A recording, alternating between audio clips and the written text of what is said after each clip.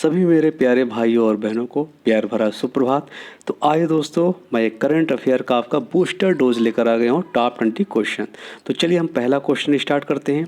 तो भारत में कुल बाघों की संख्या है, तो बताइए दोस्तों, भारत में कुल बाघों की संख्या कितनी है? 3962, 5234, 2967 या 2412? वेरी इंपॉर्टेंट क्वेश्चन है दोस्तों आपका। तो भारत में जो बाघ है कितने हैं? 2967। और सबसे ज़्यादा यानी विश्व के बाघों का कुल परसेंटेज हमारे देश में कितना है? 70%। यानी विश्व के 70% बाघ कहाँ पर है भैया? हमारे देश में। बड़े गर्व की बात है, ये भी रट लीजिएगा। और टोटल बाघ करीब 3900 के आसपास टोटल विश्व भर में बाघ हैं, लेकिन हमारे देश में कितना है टोटल बाघ? 2967 बाघ है, जो कि विश्व का कितने परसेंटेज है? 70% है। और हर साल जो है हम अंतर्राष्ट्रीय बाघ दिवस भी मनाते हैं। किस तारीख को मनाते हैं? तो 29 जुलाई को। इसको भी रट लीजिएगा, 29 जुलाई को हम क्या मनाते हैं भैया? अंतर्राष्ट्रीय बाघ दिवस। तो चलिए दोस्तों अगले क्वेश्चन में चलते हैं। विश्व हेपेटाइटिस दिवस किस दिन मनाया जाता है? तो विश्व हेपेटाइटिस दिवस जो है आपका किस दिन मनाया जाता है? 28 जुलाई, 29 जुलाई, 30 जुलाई या 13 अगस्त? तो आप लोग भी बताइए, आपको 1 सेकंड का हम बस टाइम देंगे। चलिए दोस्तों, तो 28 जुलाई को हम क्या मनाते हैं? विश्व हेपेटाइटिस दिवस मनाया जाता है। और 28 जुलाई को हम क्यों मनाते हैं और डेट में क्यों नहीं मनाते हैं? तो भैया हेपेटाइटिस जो बीमारी है, ये लीवर में धीरे धीरे इन्फेक्शन हो जाता है और फिर ये लीवर के कैंसर का कारण भी बनता है। और हेपेटाइटिस जिसको हो गया वो कभी बच नहीं सकता है, और ना ही कभी हेपेटाइटिस बीमारी ख़त्म होती है जड़ से। तो ये भी रट लीजिएगा। इस समय विश्व भर में कितने हेपेटाइटिस के वर्जन मौजूद हैं? यानी हेपेटाइटिस ए भी है, बी भी है, सी भी है, डी भी है और ई भी है। अगर पूछ लेगा कि हेपेटाइटिस के कितने प्रकार हैं, तो हेपेटाइटिस के कितने प्रकार हैं? 5 प्रकार के होते हैं, A B C D E तक। तो हम इस दिन क्यों मनाते हैं, चर्चा इसकी होनी चाहिए। तो इस दिन जो है हेपेटाइटिस की खोज किसने किया था? तो हेपेटाइटिस की खोज एक थे भैया डॉक्टर आपके बारूक साहब। ये बारूक साहब थे, तो इन्होंने हेपेटाइटिस बी की खोज की थी और उसका टीका भी बनाया था। और इसीलिए इनका जो है जन्मदिन क्या था? 28 जुलाई को ये पैदा हुए थे बारूक साहब। तो इसीलिए इस तारीख को हम विश्व हेपेटाइटिस दिवस मनाते हैं। और बारूक साहब को ये भी याद रख लीजिए, इनको नोबेल पुरस्कार भी प्राप्त हुआ है। तो समझ में आ गया होगा क्यों हम 28 जुलाई को मनाते हैं। तो आंसर नंबर आपका ए।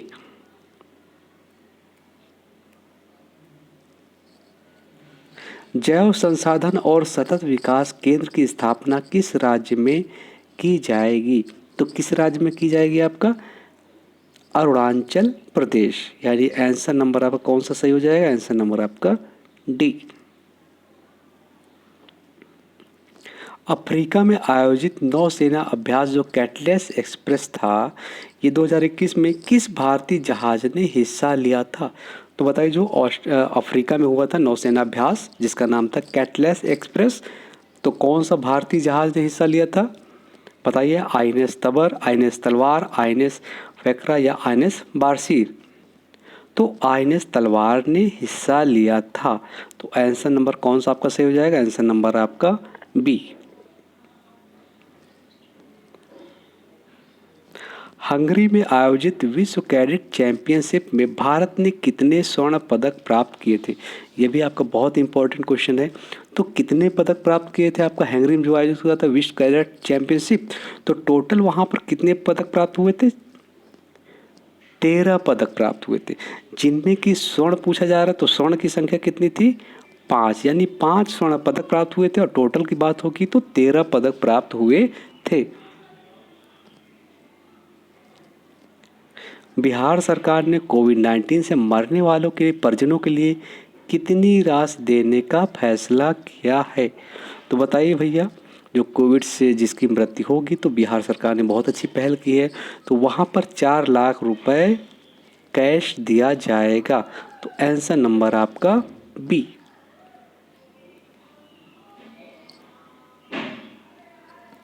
जासूसी मुद्दा की जांच हेतु आयोग गठित करने वाला पहला राज्य कौन सा है?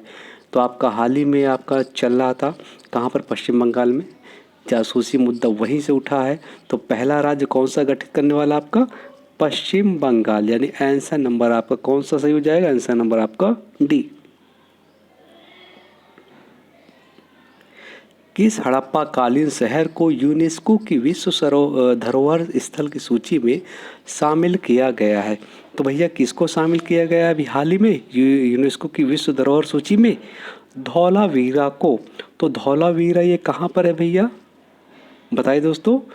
गुजरात में है, जहाँ के हमारे मोदी साहब हैं, गुजरात की वो भी है। तो धौलावीरा कहाँ है? ये आपका गुजरात में है। और इसके उत्खननकर्ता कौन थे? इसके उत्खननकर्ता जगपति जोशी साहब थे। जगपति जोशी साहब थे, जिन्होंने 1967-68 में इसकी खुदाई किया था। यानी इस स्थल को खुदाई शुरुआत कब किया? 1967-68 में जगपति जोशी साहब के संरक्षण में। तो आंसर नंबर आपका सी, यानी धौलावीरा को शामिल किया गया है।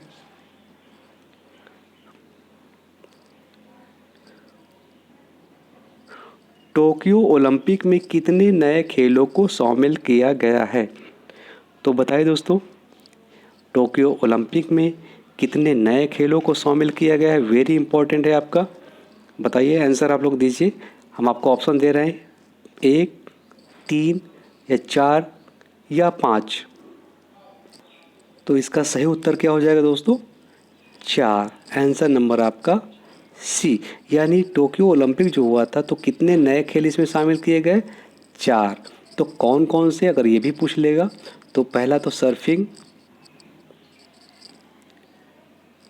दूसरा आपका, तो पहला आपका हो गया क्या? सर्फिंग, फिर स्केटबोर्डिंग, फिर स्पोर्ट्स क्लाइंबिंग, और फिर आपका कराटे। तो यही 4 खेल शामिल किए गए। तो यानी आंसर नंबर कौन सा आप सही कर लेंगे दोस्तों? आंसर नंबर आपका 4, सी। टोक्यो ओलंपिक विजेता भारतीय खिलाड़ियों के संबंधित राज्य के मेल सा कौन सा युग्म क्या है आपका? असत्य है। तो यहाँ पर जो मेल नहीं खाता है, तो जहाँ ज़िले पे रहने वाले हैं यानी निवास करने वाले हैं, वो आपका कौन सा इसमें से असत्य है? तो बताइए दोस्तों, कौन सा असत्य है? तो लवलीना बोरहागेन, तो ये असम की हैं, तो ये आपका सत्य है। रवि दहिया जी हरियाणा के हैं, बिल्कुल सही। बजरंग पुनिया जी ये भी हरियाणा के हैं, बिल्कुल सही। पीवी संधू आंध्र प्रदेश के, तो यही आपके आंध्र प्रदेश तो पहले था, लेकिन जब से तेलंगाना बन गया भैया, तब से ये अलग हो गया। तो ये कहाँ की हो गई अब? तेलंगाना की। तो आंसर नंबर आपका यही वाला असत्य है, आंसर नंबर आपका डी, यानी पीवी सिंधु कहाँ की हैं? वो अब तेलंगाना की हैं। हमारे भारत के रक्षा मंत्री राजनाथ सिंह जो हैं, उन्होंने 27 से 29 जुलाई को किस देश की आधिकारिक यात्रा की है?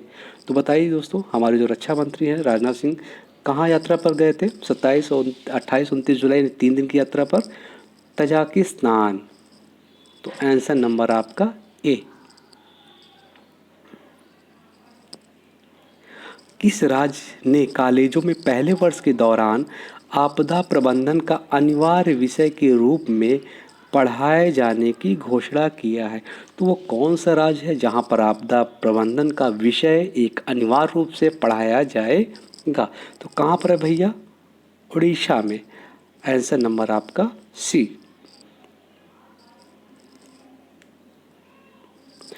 AIFF द्वारा 2020-21 के लिए महिला प्लेयर, तो यहाँ देखिएगा दोस्तों, महिला प्लेयर ऑफ द ईयर जो है किसे चुना गया है? वेरी इंपॉर्टेंट है क्वेश्चन आपका ये। किसे चुना गया है? बाला देवी को। तो बाला देवी सबसे ज़्यादा, तो ये किससे संबंधित है बाला देवी भैया? फुटबॉल से। तो सबसे ज़्यादा महिलाओं में इन्होंने गोल किया है। ये कहाँ की रहने वाली है? ये मणिपुर की हैं बाला देवी।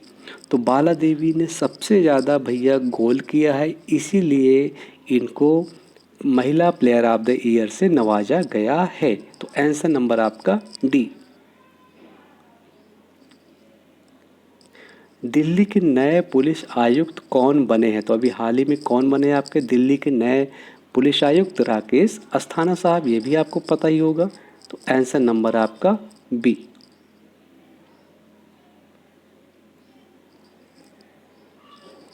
किस भारतीय नौसैनिक जहाज ने रूसी नौसेना के 325वें नौसेना दिवस समारोह में हिस्सा लिया था? तो कौन थे भैया वो? आईएनएस विजय, आईएनएस तलवार, आईएनएस तबर या वाक्षी?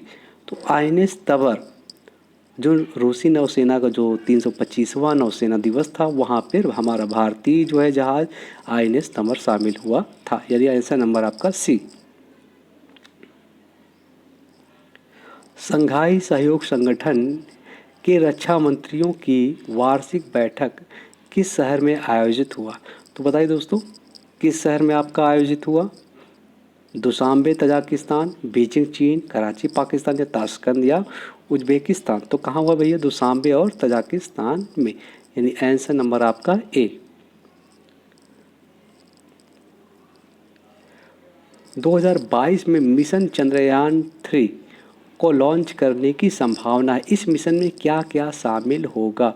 तो मिशन 2 चंद्रयान-2 फेल ही हो गया था। तो हमारे जो है भारत के वैज्ञानिक कभी हताश नहीं होते, फिर से जुट गए और 2022 में मिशन चंद्रयान-3 को भी लॉन्च करेंगे और ईश्वर का साथ रहा तो वो सफल भी होंगे। तो उसमें क्या क्या शामिल हो गया? ऑर्बिटर या लैंडर रोवर या ऑर्बिटर या लैंडर रोवर या रोवर और ऑर्बिटर? तो क्या शामिल होगा? लैंडर और रोवर। तो यही थोड़ा सा फेल हो गया था मिशन 2 में। तो आंसर नंबर आपका सी। उड़ीसा के किस शहर में ड्रिंक फ्रॉम टैप की सुविधा प्रदान किया है? तो उड़ीसा के किस शहर में ये प्रोजेक्ट लॉन्च किया गया भैया? कटक में, पुरी में, राउरकेला में या भुवनेश्वर में? यानी वहाँ के जो सीएम हैं भैया, कहाँ के? उड़ीसा के सीएम कौन है बताइए आप लोग? नवीन पटनायक। सभी सीएम आपको याद ही होने चाहिए। नवीन पटनायक जी हैं। तो वहाँ के नवीन पटनायक जी ने पुरी में क्या किया? एक प्रोजेक्ट लॉन्च किया, ड्रिंक फ्रॉम टैप, यानी जो शुद्ध जल जो होता है, शुद्ध जल मुहैया कराने के उद्देश्य से इस प्रोजेक्ट को उन्होंने लॉन्च किया है। तो कौन से शहर में? पुरी में। आंसर नंबर आपका बी।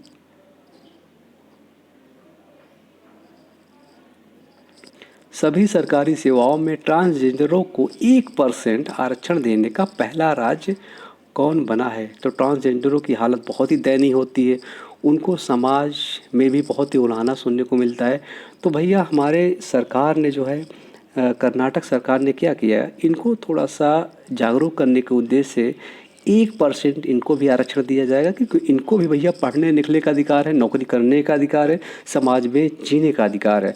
तो कर्नाटक सरकार ने इनको 1% आरक्षण दिया है। तो पहला राज्य आपका ये बन गया है कर्नाटक। तो इसको भी रट लीजिएगा। तो यानी आंसर नंबर आपका डी। आइए लास्ट क्वेश्चन में, इलेक्ट्रॉनिक उपकरण की स्वयं की मरम्मत करने में सक्षम करने वाले मटेरियल का विकास किस देश ने किया था? तो किस देश ने किया था? यही हमारा भारत। तो आंसर नंबर आपका बी। तो कैसे लगे दोस्तों टॉप 20 क्वेश्चन? अगर आपको पसंद आए हो तो प्लीज़ लाइक शेयर सब्सक्राइब जरूर करें। धन्यवाद।